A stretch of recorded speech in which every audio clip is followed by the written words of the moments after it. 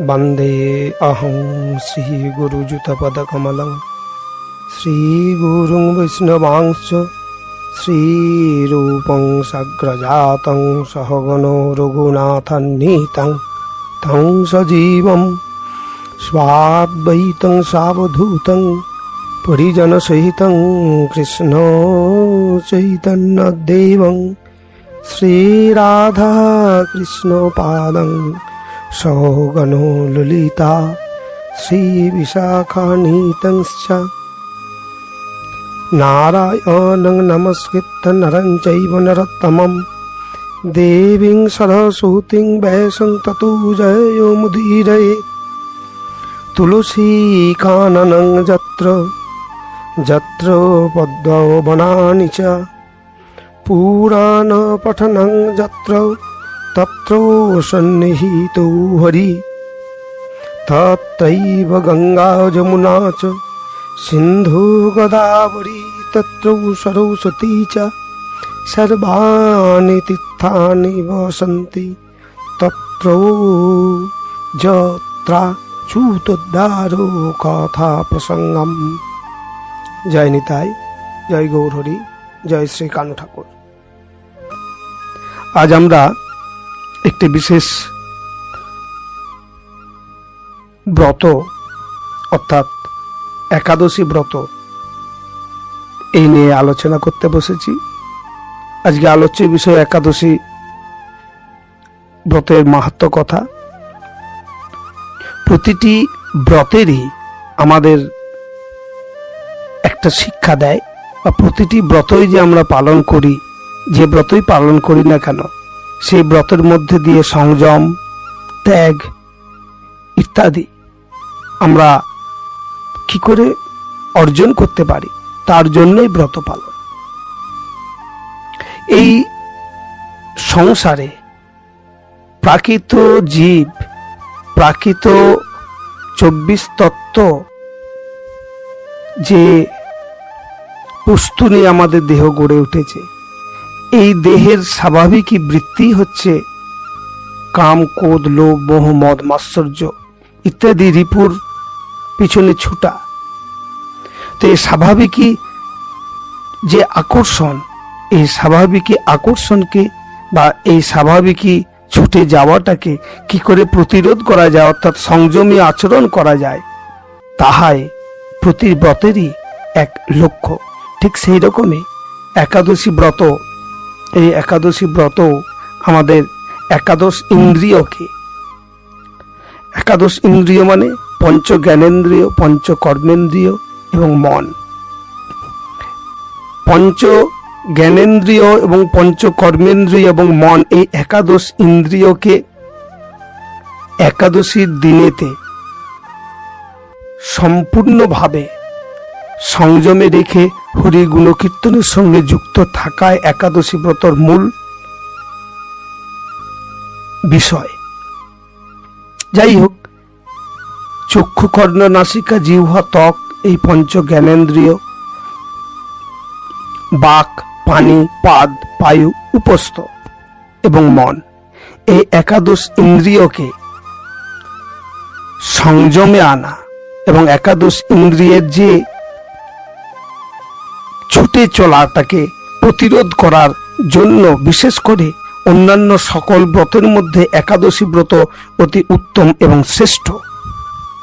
এবং তাহা আমার গৌরসুন্দর এই কলিযুগেতে তিনি নিজেকে যে আবির্ভূত করেছিলেন এবং নিজেও তিনি পূর্ণ ভগবান হওয়া সত্ত্বেও তিনি আচরণের মধ্যে দিয়ে তিনি প্রমাণ করে দিয়েছেন যে নিজে আচরণ করে অপরকে শেখানো যায়। তাই আমার গৌরসুন্দর তিনি নিজ মাকে অর্থাৎ সচিমাকেও বললেন কি, প্রভু কয়ে একাদশীতে অন্ন না খাইবা। সচি বলেন, না খাইব, ভালোই হই কহিলা।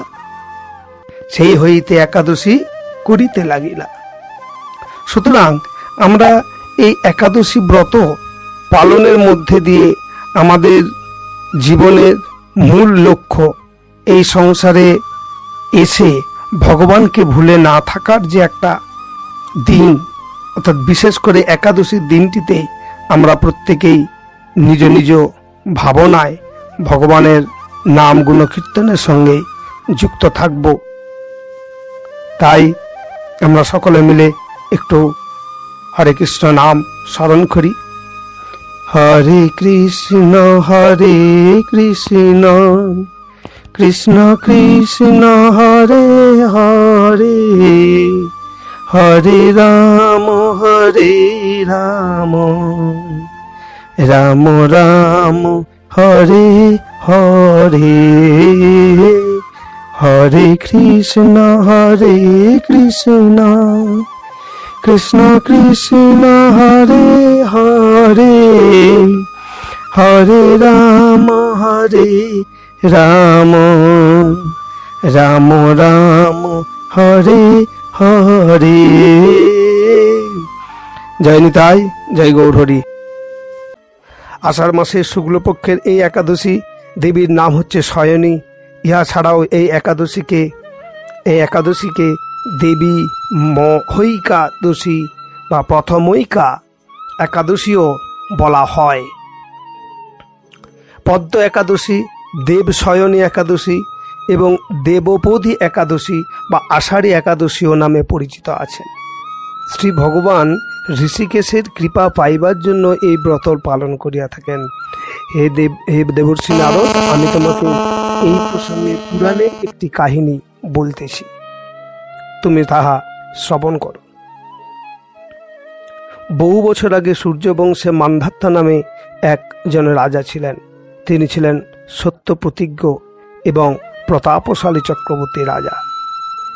প্রজাদেরকে রাজা নিজ সন্তান সম লালন পালন ও রক্ষা করিতেন। এই রাজার রাজত্বে কোনো রকম দুঃখ, দুর্ভিক্ষ, রোগ ব্যাধি, খাদ্যাভাব, কোনো রকমের অন্যায় অবিচারের চিহ্ন মাত্র ছিল না। কিন্তু এক সময় দৈব দুর্বিপাকে ভগবান বিষ্ণু এই একাদশী দেবীর মহিমা প্রতিষ্ঠার জন্যই হোক বা পরপর 3 বছর রাজ্যে কোনো বৃষ্টি হলো না, ফলে দুর্ভিক্ষে রাজ্যকে গ্রাস করিলেন। দুর্ভিক্ষ কবলিত রাজ্যের মানুষের দান করিবার সামর্থ্য হারাইল।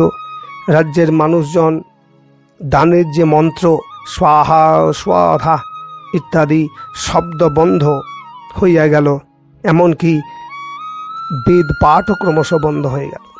তখন রাজ্যের প্রজাবর্গ রাজার কাছে বিনম্রভাবে নিবেদন করিলেন, এই অবস্থা থেকে কি করিয়া পরিত্রাণ পাওয়া যায়, যাহাতে রাজ্যে শান্তি ও কল্যাণ সাধন হয়।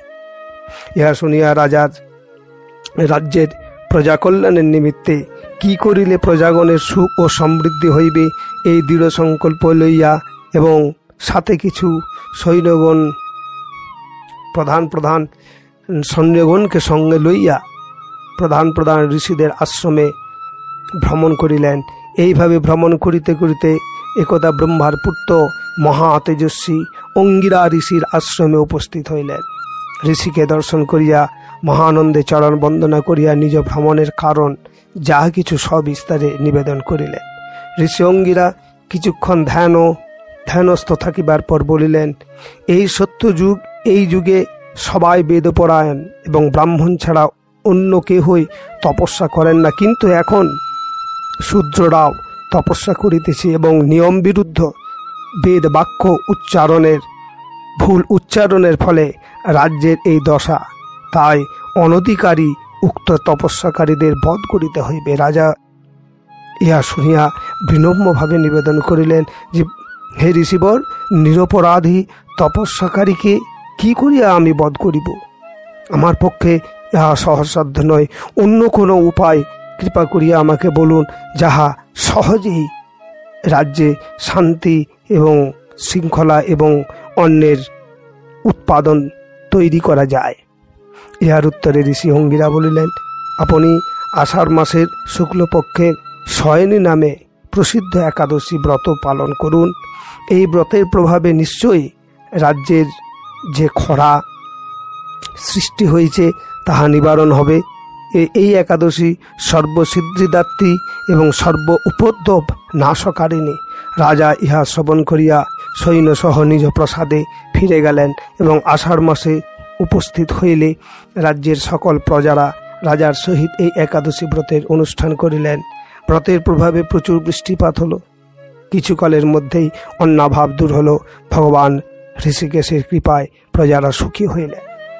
এই ব্রত নিষ্ঠার সহিত উপবাসে থেকে শ্রী বিষ্ণু ও শ্রী লক্ষ্মীর পূজা করা আরও করিলে এবং রাত্রিব্যাপী তার গুণকীর্তনে যুক্ত থাকিলে এই একাদশী দেবীর কৃপাতে সকল দুঃখ দুর্দশা থেকে দূর হওয়া যায়। এছাড়াও এই একাদশী দেবীর বা এই একাদশী তিথির একটি বিশেষত্ব আছে যে এই দিনেতে ভগবান শ্রী বিষ্ণু ক্ষীরোদ সমুদ্রে তার শেষ নাগের শয্যায় নিদ্রা যান। এই জন্য এই তিথিটিকে দেবশয়নী একাদশী বা হরিশয়নী একাদশী বা শয়নী একাদশীও বলা হয়। এই একাদশী ব্রতের অন্যতম বিশেষ দিক হইল যে এই দিন হইতেই কার্তিক মাসের শুক্লপক্ষের প্রবোধিনী একাদশীর দিন ক্ষীরোদ সমুদ্রে নিদ্রিত বিষ্ণুদেব উত্থিত হন। এই 4 মাস সময়কালকে বিষ্ণুর উপাসকগণের নিকট চতুর্মাস নামে পরিচিত এবং এই দিন হইতে বিষ্ণুর উপাসকগণ বা বৈষ্ণবগণ শ্রী বিষ্ণুকে তুষ্ট করিতে চতুর্মাস ব্রত শুরু করেন। আমরা ভগবান শ্রীকৃষ্ণের শ্রীমুখ দিয়েই আমরা এই কথা পরম্পরা ধারায় শ্রবণ করিতেছি এবং অন্তিমে ভগবান শ্রীকৃষ্ণ বলিলেন যে হে যুধিষ্ঠির, এই ব্রত যিনি পালন করেন এবং এই ব্রত যিনি মাহাত্ম্য কথা যিনি বলেন এবং যিনি এই ব্রত মাহাত্ম্য কথা শ্রবণও করেন, তিনিও সকল দুঃখ কষ্ট থেকে পরিত্রাণ পেয়ে দেবলোকে এবং বিষ্ণুলোকে অধিষ্ঠিত হন। আমরা নিষ্ঠাভরে সকলে এই একাদশী ব্রত পালনের সংকল্প নিব এবং একাদশী ব্রত পালন করাটা যেহেতু আমাদের পূর্ব জন্মার্জিত মনুষ্য দেহ প্রাপ্ত হয়েছি, তাই এই সংসারে এসে আর এই একাদশী ব্রত পালন না করিলে আমরা যে নরকগামী হব এটা আমরা বহু শাস্ত্রের নির্যাস থেকে আমরা জানতে পেরেছি। জয় নিতাই, জয় গৌরহরি, জয় শ্রী রাধে।